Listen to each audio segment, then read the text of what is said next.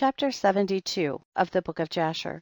And it was in those days that there was a great war between the children of Cush and the children of the east and Aram, and they rebelled against the king of Cush in whose hands they were. So Kikianus king of Cush went forth with all the children of Cush, a people numerous as the sand, and he went to fight against Aram and the children of the east, to bring them under subjection.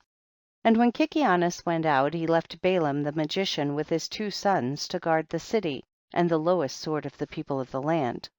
So Kikianus went forth to Aram and the children of the east, and he fought against them and smote them, and they all fell down wounded before Kikianus and his people. And he took many of them captives, and he brought them under subjection as at first, and he encamped upon their land to take tribute from them as usual.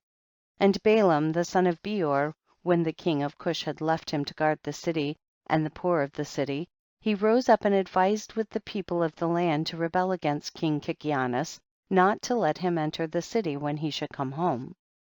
And the people of the land hearkened to him, and they swore to him and made him king over them, and his 2 sons for captains of the army.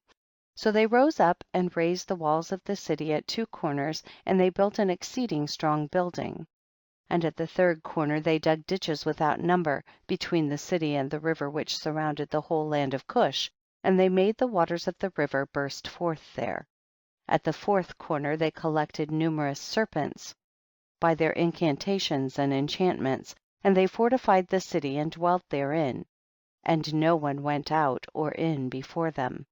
And Kikianus fought against Aram and the children of the east, and he subdued them as before, and they gave him their usual tribute, and he went and returned to his land.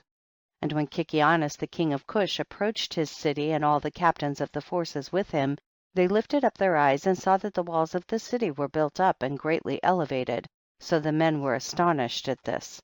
And they said to one another, it is because they saw that we were delayed in the battle and were greatly afraid of us, therefore have they done this thing and raised the city walls and fortified them, so that the kings of Canaan might not come in the battle against them.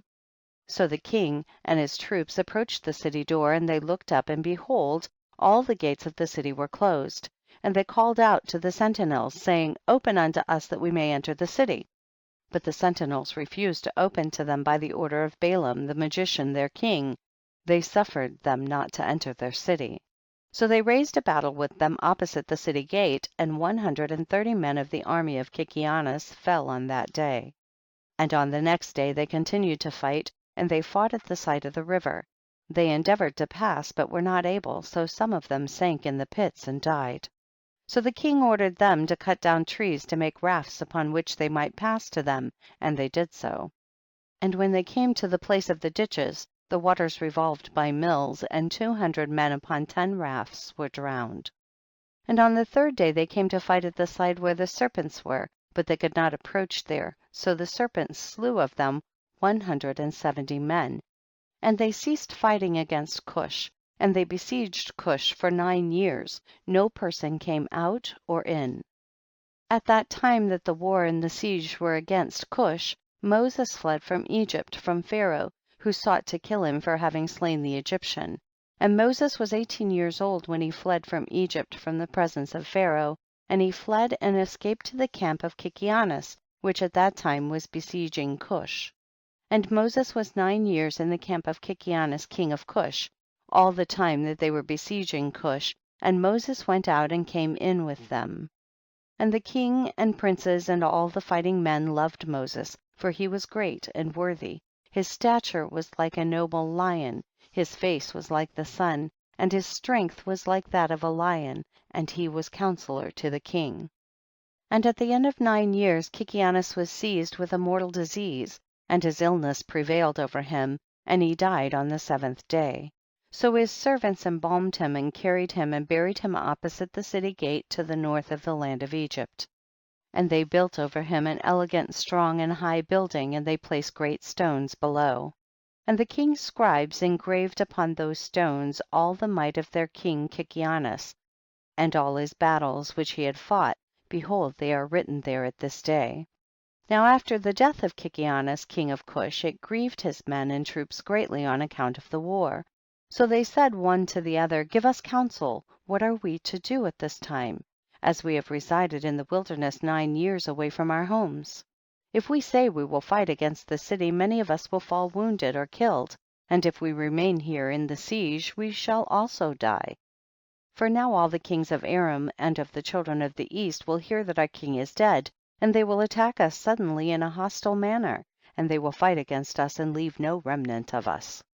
Now therefore let us go and make a king over us, and let us remain in the siege until the city is delivered up to us. And they wished to choose on that day a man for king from the army of Kikianus, and they found no object of their choice like Moses to reign over them. And they hastened and stripped off each man his garments and cast them upon the ground, and they made a great heap and placed Moses thereon. And they rose up and blew with trumpets and called out before him and said, may the king live, may the king live. And all the people and nobles swore unto him to give him for a wife Adoniah the queen, the Cushite wife of Kikianus, and they made Moses king over them on that day. And all the people of Cush issued a proclamation on that day, saying, every man must give something to Moses of what is in his possession. And they spread out a sheet upon the heap, and every man cast into it something of what he had, one a gold earring, and the other a coin. Also of onyx stones, bdellium, pearls, and marble did the children of Cush cast unto Moses upon the heap, also silver and gold in great abundance. And Moses took all the silver and gold, all the vessels, and the bdellium and the onyx stones, which all the children of Cush had given to him, and he placed them amongst his treasures. And Moses reigned over the children of Cush on that day in the place of Kikianus king of Cush. Chapter 72.